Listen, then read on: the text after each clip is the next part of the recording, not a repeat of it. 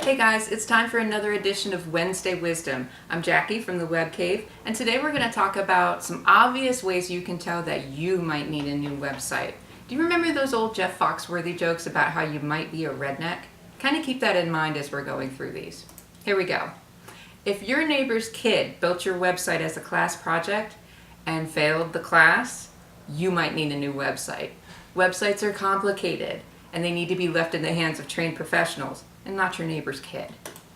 If your website doesn't have an ADA accessibility page, or you don't know what I'm talking about when I say that, you might need a new website. An ADA accessibility page is built for people with disabilities so they can better read your site, or if they're hearing impaired so they can actually hear the content on your site. If you don't have one of these pages, you may be leaving yourself open for frivolous lawsuits. Trust me, we've seen a lot of them. If your website was built when Miley Cyrus looked like this, you might need a new website, because this picture's from 2009 from the Party in the USA video. Just think about how many cell phones you've had since 2009 and the differences in technology since then. There are things on your website that might not even work today. And by the way, that's what she looks like now.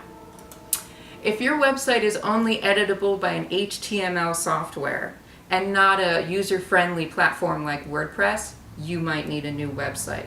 When I say HTML, do you remember the matrix with all the green little codey things in the background? That's literally how I have to edit an HTML site. So please, think about a more user-friendly approach. If your website is not mobile responsive, meaning it doesn't give the user the best experience no matter what platform they're using, no matter if it's a tablet or a cell phone or a desktop computer, you might need a new website.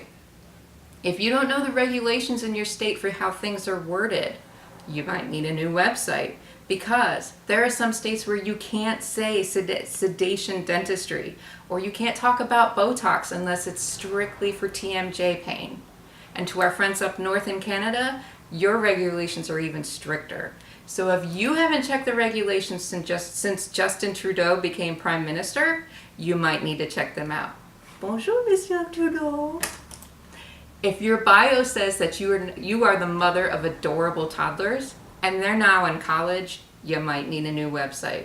Because if you haven't updated your bio or your team photos or your credentials, how are people going to know what you're up to and what services you provide properly? Let me give you an example from another industry. This is actor Thomas Brody Sangster, and you might recognize this picture from the movie Love Actually.